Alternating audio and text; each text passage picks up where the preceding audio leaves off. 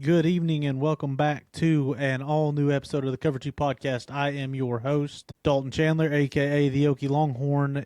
And if you are joining us on YouTube, you are probably wondering why I am all alone and where Tim is at tonight. Well, Tim felt like he needed to take a step away from the podcast.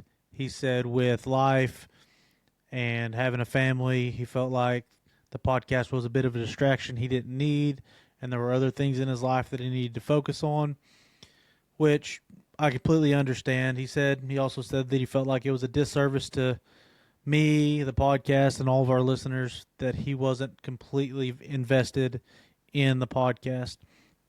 So until he decides to make his return, I will be going solo. I will also be reaching out to guests to come on weekly and fill in for his spot. But with all that being said, show must go on. College football does not stop. And we had some breaking news come out this weekend after a disastrous loss to A&M at home. The LSU Tigers have fired Brian Kelly. Brian Kelly, who was in his fourth year, had a record of 34-14, 19-10 in the SEC, which when you hear that, you're like, well, that's a pretty good record. He well over 500.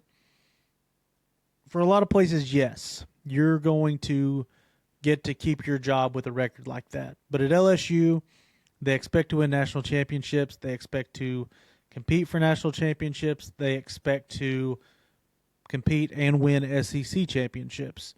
And unfortunately for LSU under Brian Kelly, they have not done that. The 19-10 SEC record is ultimately what got him fired. You can say what you want about not making the 4-team playoff, being the fifth best team in the country is good. LSU still wants to make the playoffs, but for a place like LSU, whenever you cannot make a 12-team playoff, your job is in jeopardy. And that shows with the $54 million buyout that they had to pay him in order to get him out of his contract, which they feel like is well worth it. Interim coach Frank Wilson, the running backs coach, stepping in to finish out the season. And the Louisiana governor has went on record of saying that the AD of LSU will not be hiring the next head coach, that he is going to put a committee together, and that they are not going to be paying someone $54 million to not coach for the LSU Tigers again. That was about all the breaking news that come out this weekend. You know, Lane Kiffin's name continues to be tied to all of these big name jobs like Penn State, Florida, and now LSU. So really, you just add LSU to this wild coaching search. It almost feels like a video game with all these big name jobs coming open. But we picked 5 games last week. We had some audio and video difficulty on my end that didn't allow us to upload the podcast last week. So we did pick the games, and the game we started with first was a big one in the non-Power 4. Really, the American has about 4 teams that were vying for that group of 5 conference champion auto bid into the 12-team playoff. The number 18 USF Bulls traveled to Memphis to face 6-1 Memphis at the time, and Memphis, behind a 17-point fourth quarter, finds a way to win this game. South Florida moved the ball down within field goal range of Grammatica, misses a 52-yard field goal as time expires to tie the game. The big story here is the 2 quarterbacks. The 2 quarterbacks were great in this matchup. Byron Brown, 269 yards passing, 121 yards rushing, 3 touchdowns. He did have the 1 interception. And then Brendan Lewis, who has really been rock solid for Memphis all year long, throws for 307 yards and only has 35 yards rushing, which kind of surprising that he led the team this weekend in rushing. With the way that Memphis has ran the football all year, you would assume that they were going to have more success running the football. But credit to South Florida. You want to make them beat you in a different way, and Memphis just did that. Memphis was down 31-17 going into the fourth quarter. South Florida scores a touchdown to go up 31-17 on a long run. And Memphis just finds ways to score and get stops. And they found a way to eke it out. Now the big question for Memphis is, can you keep from stubbing your toe with another UAB game? Everything is in front of this Memphis team. You have a big SEC win over Arkansas, which, say what you will about Arkansas, they might be one of the best offenses in the country that just can't find a way to finish games. You have Rice, 6-1 Tulane, 4-3 East Carolina, and then to finish the season, you finished with what is right now a 7-0 Navy team. There are still 3 teams in the American that are solely in the hunt for that group of 5 auto bid, and right now it's Memphis to lose. I know they have to win the American at the end of the year, but right now they're in the driver's seat, and all they have to do is finish. The second game that we picked, we're going over to the Big 12, and we picked the Houston Cougars traveled to Tempe, Arizona to play the Arizona State Sun Devils. This was a late night game, and Connor Weigman and my Houston Cougars are just on a roll. They're finding ways to win games. It's not always pretty. They end up winning this game by 8, 24-16 over Arizona State, who fall to 5-3. Kind of like me and Tim predicted in the beginning of the year. We thought Arizona State was going to be a good team, not a great team. Probably take a little bit of a step back. And you're seeing that with how this season has kind of went for them. I believe Connor Weigman threw for 201 yards and rushed for 111. He was a majority of their offense. They had 384 yards, and he was, 313 yards of that. The tight end had a big game, 7 catches, 100 yards. What really hurt Arizona State in this game was Sam Levitt goes down with an injury. You don't have Jordan Tyson, which really hurts you because he's your guy, kind of like Cam Scatabo was last year. In relief, Jeff Sims comes in for Sam Levitt, and they just really can't get the offense going with him. Sam Levitt was 18 for 35, 270 yards and a touchdown, and Jeff Sims was 6 for 11 for 58 and a touchdown. In a game that was kind of low scoring, you kind of had to find a way to get this win if you're Arizona State, because now your Big 12 hopes are shattered, and for what you wanted this season to be, it's going to be a disappointment. I know making a bowl game, you're 5-3, you're probably going to end up finishing the season, 8-4, 9-3, which, man, the way their schedule finishes, they very easily could finish the season 9-3, which would be a good season, but it's a letdown for what they wanted and what they thought they were going to be this year.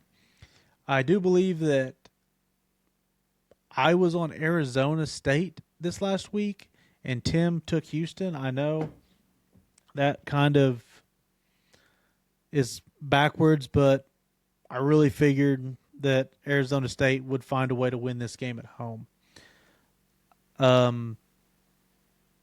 Our next game we talked about, we travel to Nashville, where Vandy played Missouri, a top 25 matchup in the SEC, and what was really an ugly defensive battle. 17-10, Vandy finds a way to win. Missouri's Hail Mary comes up 1 yard short of tying the game. The big thing here is Bo Pribula hurts his leg in this game, trying to punch in on the goal line, what some might call a dirty play. It's football. Stuff like that happens. Diego Pavia, not great on the stat sheet, but you just find a way to win. 10 for 19, 130 yards. He did have the one interception. I believe he added 50 yards on the ground as well. They did a really good job with Ahmad Hardy. 20 carries for 97 yards, which almost 100 yards. You take that. But the way he had to get them, it wasn't easy. Nothing comes easy with this Vandy defense. And it's really a testament to the way Clark Lee coaches. They were outgained in this game, I believe, by quite a bit, 376 to 265. But you just find ways to win. You get the stop. Missouri was 4 or 5 on fourth down, 5 of 16 on third down. Vandy was 3 for 10 on third down. When you can play like that and find a way to win a game in the SEC to keep your hopes alive, you can't knock it. Now, you have another big game this week that I'll talk about here in a minute. But as of right now, Vandy 7-1, ranked in the top 10, and I believe one loss to Alabama in the conference. So everything's in front of them. They have 2 really big games left on their schedule, and you really start to wonder, is Vandy a playoff team? I'm not sure. I'm not sure. You have the Auburn and Kentucky sandwiched between Texas and Tennessee, and you're on the road at both of your 2 toughest games left on the schedule. We'll see. But as of right now, Vandy is solely controls their own destiny. Staying in the SEC, we travel right down I-40. Then you go a little south to Oklahoma City. The Oklahoma Sooners fall to Lane Kiffin and the Ole Miss Rebels 34-26. What was just a rainy, muddy day in Norman.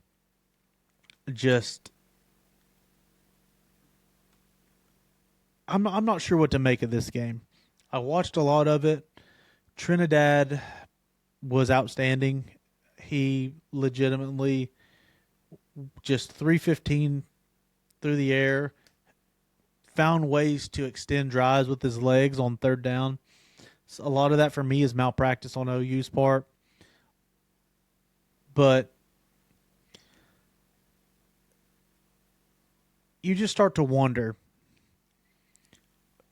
what goes through Arbuckle's mind in these games, because the Xavier Robinson kid has 9 carries for 109 yards, and he gives you the lead, I believe, in the third quarter or in the fourth quarter, after being down, I believe it was 20. You were down 22-10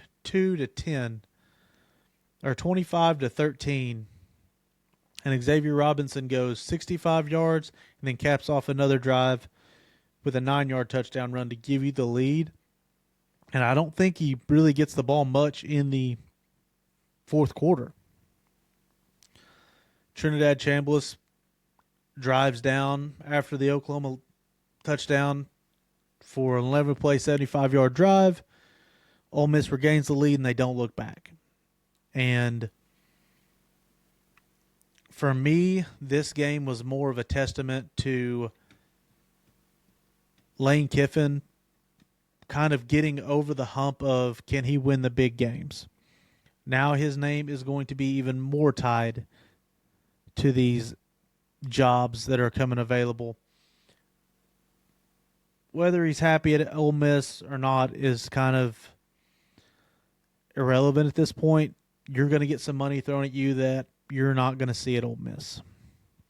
Two programs in the SEC that take football very seriously and are making waves in the NIL market. But as for now, Lane Kiffin at Ole Miss, they find a way to win this game. John Mateer has an okay game. Really, in that fourth quarter, did not look like himself. And when I say himself, I do mean the guy that he was the first 4 weeks of the season. I don't think it's a thumb injury because he was not in the right spot with his eyes this game. There was the last play they ran was when they needed to go tie the game. I remember watching it. It was a 4th and 5, and he ends up throwing a fade route out of bounds when he had a whip route wide open in the flats for the first down. And you kind of question, was he maybe pressing, thinking like, hey, I've got to get this going. I have to get this, instead of, letting his playmaker catch the ball 2 or 3 yards short and find a way to get a first down. Nonetheless, Oklahoma drops that game. They now have two losses in the SEC. A 10-2 Oklahoma team still makes the playoffs. They, like Vandy, have another big game this weekend on the road that is a must-win for both teams. And it's one of them things to where now the age-old question, is this going to be another great start for Brent Venables with a back-end fall-off like he's had 2 of the 3 years that he's been at Oklahoma?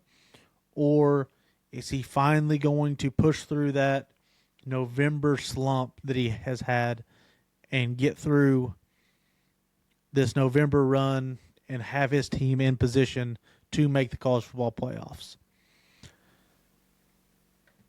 Our game of the week, as much as it pains me to talk about it, Texas A&M goes on the road to Death Valley and absolutely hammers, and I do mean hammers, LSU.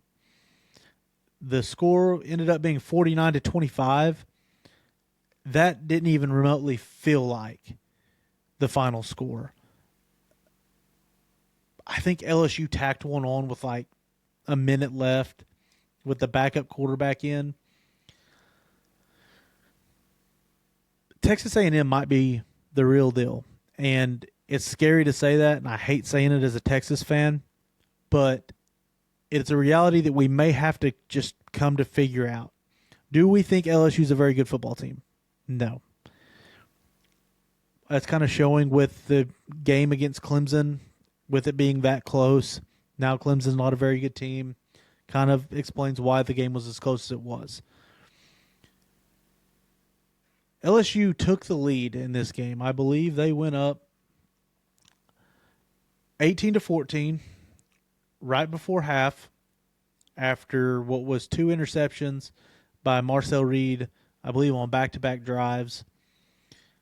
And in the second half, it was all A&M until the fourth quarter with 1 minute left. They scored,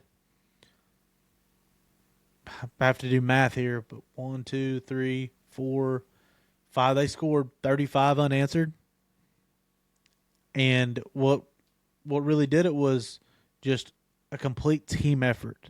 Marcel Reed, 12 of 21, 2 touchdowns, 2 interceptions, 202 yards.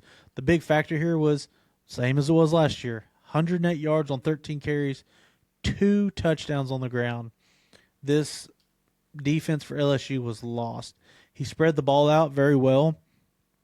His leading receiver only had 47 total yards, but I believe, I'm not, just off the top of my head, I don't believe he had 2 guys catching the passes. It was a complete, he spread the ball around, and when a play wasn't there, he went and made it with his legs. Marcel Reed is going to get a lot of talk for the Heisman. the turnovers worry me.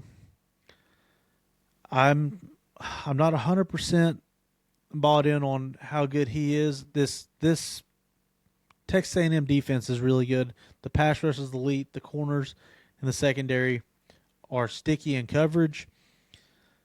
But you got playmakers everywhere for Texas A&M. The punt return really put the nail in the coffin here. So Texas A&M, not a super tough finish to the season. I believe they have South Carolina, Missouri without a quarterback, and then Samford, and then they finish the year on Black Friday in Austin at Texas. So really, if you can get through the next 3 games unscathed, you're a lock for the playoff.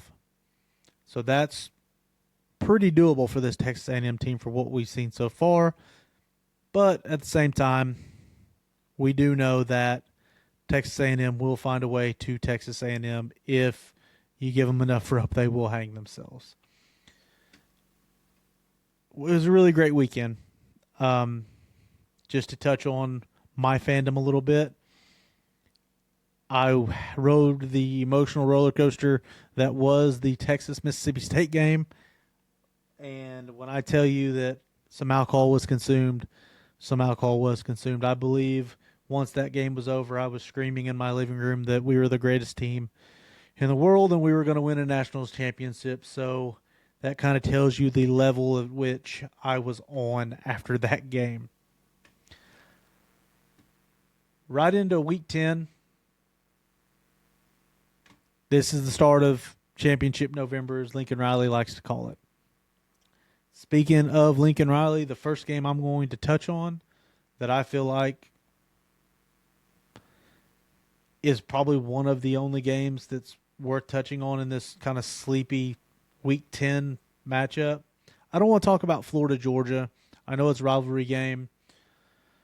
Florida doesn't have a head coach. It kind of seems like a perfect spot for them to beat Georgia. I just don't see it happening.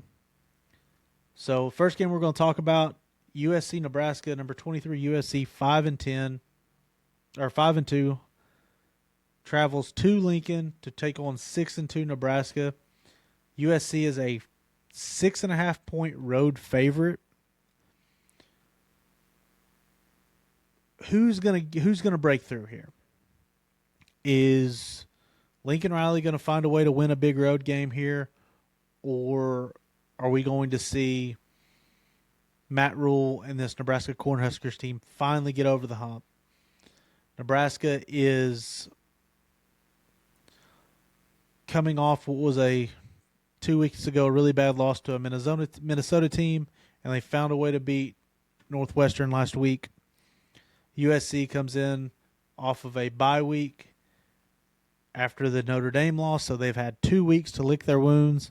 Now they travel to Lincoln. If I was a betting man, I would be leery of the 6.5. On the road, in a night game, in Lincoln, place is always going to be rocking. Lincoln Riley-led teams really not great at covering the spread, but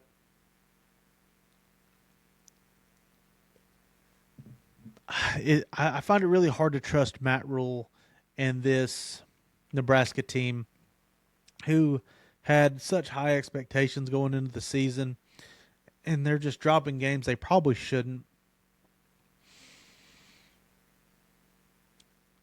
I'm going to trust the Maava kid more than I'm going to trust Dylan Raiola. And I'm going to take USC minus 6.5. I think that you're going to get the best version of Lincoln Riley in this game because at the end of the day, USC is not out of the hunt either. There are a lot of these 5-2, 6-2 teams that are still right here in the thick of this playoff race. And if some way, somehow, USC finds a way to run the table at 10-2, they're going to be in the playoffs. Whether you want to believe that or not, I believe they might even be in the Big Ten championship. Now, never mind. They don't play Indiana and they don't play Ohio State, and neither one of those teams are probably losing a game the rest of the way. So 10-2, you're probably going to be the third team in the Big Ten that gets in. So you got to go 1-0. I think that's being preached out in Los Angeles right now. Is everything starts 1 week at a time. Find a way to win a game. And I trust Lincoln Riley's offense more so than I would Matt Rule's Nebraska Cornhusker team. Another team fighting for their playoff life. And a team that is in a place that they really haven't been before. The number, I believe they are now ranked number 9. The number 9 Vanderbilt Commodores travel to, computers being slow, travel to number 20, Texas. This game is really on its head. Arch Manning is in concussion protocol. Texas has been really, really good in Austin under Steve Sarkisian. You had last year's loss to Georgia. I believe the last loss before that at home was TCU, and that was back in when Texas was in the Big 12 2 years ago? 3 years? No, it couldn't have been. I'd almost say it was TCU in 2023. So Texas has been really good at home. Texas is favored in this game, -2.5. Diego Pavia leads Vanderbilt in every stat outside of receiving, and if he could throw it to himself, you probably would. That is just what he means for this Vanderbilt offense. Hasn't been great in SEC play. I don't believe he's thrown for over 250 in an SEC game. Just shy of 1,700 yards passing, just shy of 500 yards rushing, 20 total touchdowns. He does have the 5 interceptions, which you take that with a grain of salt with the plays that he makes. If Texas wants to find a way to win this game, the run game is going to have to come through. If Arch Manning doesn't play, I know they have a lot of faith in the Caldwell kid. He is a backup for a reason. He come in and played well against Mississippi State. I think he ran 2 plays, made a great throw in overtime. You can't rely on him. This Vanderbilt defense has been really, really good. And I believe they're 24th in the country in scoring defense to Texas's 10th. The real key here is who wins in the red zone. Can Vanderbilt get to the red zone on offense? They have been outstanding when they've gotten there. Texas has not been. Can Texas finish drives with touchdowns instead of kicking field goals? This Texas defense is really good against the run. You're going to have to really contain Pavia. You're going to have to make him stay in the pocket. You can't let him leak out. Can't let him make plays with his legs. And that goes with the pass game. Like, he's really good about extending a play and then finding a guy open. So you have to limit those, and you have to find a way to run the football, keep drives going, and keep him on the sidelines. You want to think that you found something in the game against Mississippi State in the fourth quarter where you had to score 17, but you can't play offense like that and expect your defense to hold up. You have to really sustain drives. Lincoln Riley really puts his defenses that he has on his teams in a pickle whenever he has his offense going fast, scoring quickly, and then his defense is right back out there having to get another stop. that works great when you're playing from behind, but you have to have a run game in this. And Vanderbilt's defense has been really stingy. I tend to lean with the better athletes here. I think the front seven of Texas is I wouldn't say just outstandingly better than the Vanderbilt offensive line, but the pass rush is going to be disciplined. They've done a really good job with mobile quarterbacks under PK, and I just think that Texas finds a way to win this game at home, and I'm going to take Texas minus 2.5 here. I don't just love it. I know Vanderbilt's a much improved team. This isn't your mom and pop's Vandy. This is a really good Vanderbilt football team who are just really driven by their quarterback play, and I just don't think that Diego Pavia is going to be able to play at the level that he's going to need to win this game. A Big 10 game, or a Big 12 game, a Big 12 game that is a top 25 matchup and a team that really, coming into this year, you had a lot of question marks about. You've got one team that has always been a solid football team up at the top of the Big 12 since they've joined. Utah, 6-2, ranked 24th in the country, hosting number 17, 7-1 Cincinnati Bearcats. Cincinnati, since losing the game to Nebraska in the opening week, has rattled off 7 impressive wins, beating the likes of Baylor last week by 21. They went to Iowa State and won by a touchdown. And yes, that's all their Big 12 games. The question coming into the season with Cincinnati was, were they going to be explosive enough on offense to compete? And you're getting that answer. The Sorsby kid has been electric. He's not being talked about enough. He has just shy of 1,850 yards, 20 touchdowns to 1 interception. He's taking care of the football. Has a really good completion percentage. His 1 interception, I believe, was in the Nebraska game. He hasn't thrown an interception since week 1. The prior kid at running backs, just shy of 500 yards. This is a crazy line to me. They have Utah as minus 10.5 point favorites. And I'm not sure where this line has jumped from. It jumped at 7.5. It jumped from 7.5 to 10.5. So somebody in Vegas knows something. I liked it at 7.5 for Utah, but I do not like it at 10.5. I think Cincinnati finds a way to kind of keep up with Utah. I'm not saying that they win the game, but you have a team that is at the top of the Big 12, unbeaten in Big 12 play, right behind BYU, who is unbeaten overall. And you can't afford to lose this game.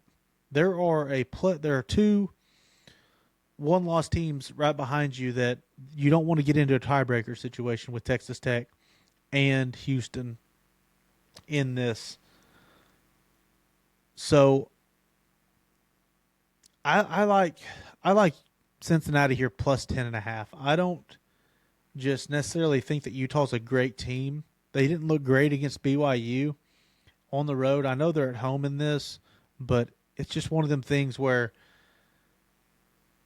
you ride with the hot hand, and right now Cincinnati's been the hot hand over the last 7 to 8 weeks, more so than Utah has. We go back to the SEC for our last game, and we have 2 teams in the SEC that this is a must-win. You have number 18, the Oklahoma Sooners, at 6-2, 2 losses in SEC play, traveling to Knoxville, playing the number 14 Tennessee Volunteers 6-2 on the season. Both 2 losses come in SEC play, so there is zero room for error with either one of these teams. The line is Tennessee minus 3.5. And Joey Aguilar has been outstanding all season. He has 6 interceptions, 18 touchdowns, almost 2,400 yards passing. The Bishop kid has been great running the football. OU's finding a run game. And OU, when they can run the football, is dangerous. The thing with Tennessee is, can their defense stop this Oklahoma offense? And if you would have asked me this question 2 weeks ago, after Oklahoma beat South Carolina, found a run game, I would have told you no. I would have told you there's no way Tennessee's defense is that bad. I don't care how good their offense is. Oklahoma's defense is really, really good to elite in the country. And now Lane Kiffin's put it on tape that they can be had. Lane Kiffin's shown Josh Heupel, who is another great offensive mind, where you can get your bread with the Oklahoma defense. The Tennessee defense is statistically better than the Ole Miss defense. I think they may get a starting cornerback this week, so that can help. Mateer has to play better. If John Mateer does not play good in this game, this could be a rout. Because if you can't sustain drives and you hang your defense out to dry against this Tennessee team, we saw it last year in Norman. Offense couldn't sustain drives. Tennessee just kind of punched away at the wall, punt, and then it finally broke. They finally hit the big play, and it was a difference in the game. I like Tennessee here minus 3.5. I have been a big supporter of the Oklahoma team. This Oklahoma team, I thought they were much better than this. I thought John Mateer was going to be the guy that could get them over the hump, to have just a good offense to go along with what is a great Brent Venables defense. But I don't see it. I think that he's a little bit different of a quarterback now since he got hurt, and I might be jinxing Tennessee here. It is a night game. It is a blackout. It is the Halloween Rocky Top that they love to play and run out to. But give me Tennessee here minus 3.5. I can't trust this Oklahoma offense anymore. I've taken them time and time again, and they have let me down over and over again. But I don't think it's a blowout. I think Oklahoma's defense does a pretty good job with Tennessee, but Tennessee has to win the game, and I think they win it by a touchdown. That is the 5 games that I want to talk about. Bear with me. I am struggling to find a rhythm here tonight by myself, but I'm doing the best I can with what I'm working with. If y'all don't like it, just keep listening. Slide it to the end. I don't care. Just give me the play. Superdog pick this week. There's a team that's been struggling, and they are a top 15 team in the country, and they have legitimately struggled in their last couple of wins. And that is the Virginia Cavaliers. And then their last 4 games, they have went to overtime with North Carolina. They beat Washington State by 2. They went to overtime with Louisville. They went to double overtime with Florida State. They travel all the way across country to play the Cal Golden Bears, who have an electric young quarterback, a really good run game, and they are -4.5 favorites, and this game is going to be closer than that. I like Cal here +4.5 against Virginia at home all day. Take that to the bank. I don't know what it pays, but put a paycheck on it. And for my bold prediction, I have not heard or seen if Baron Morton is going to be able to go this week against Kansas State. So if he cannot go, Texas Tech will be down to their third-string quarterback in Manhattan against what is a just hungry Kansas State team that is 4-4. Nothing's gone their way this season. You just really wonder what is going to give for this Kansas State team. And I think it's this. I think you get Texas Tech with the third-string quarterback. This Texas Tech defense is really good, but if you can find a way to win in Kansas State fashion, if you can get a special teams touchdown, block a punt, flip the field on special teams, just the normal, annoying Kansas State way to win games, I think this is a very winnable game for Kansas State, and that is why Kansas State beating Texas Tech in Manhattan is my bold prediction. Look, guys, I know I might have stumbled through this a little bit tonight. It's my first time being solo. Bear with me. Thank you guys for listening. Thank you guys for watching on YouTube. I appreciate all the likes, all the comments, all the back and forth. I will try to keep these episodes shorter and try to put out more content going forward. I have a lot more spare time than Tim does, so this is kind of it would be easier for me to put out more content. I could do a recap and a preview episode separately.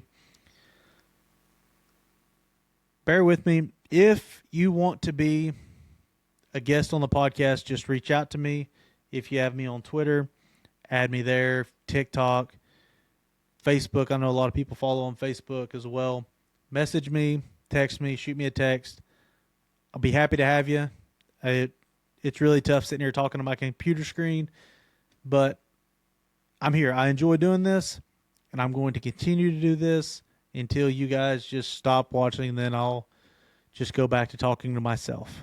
But until next time, maybe Sunday night, maybe Monday morning, I'll have an episode ready for you guys to recap this weekend. Until then, thank you guys. Like and subscribe, and don't forget to cover the flats.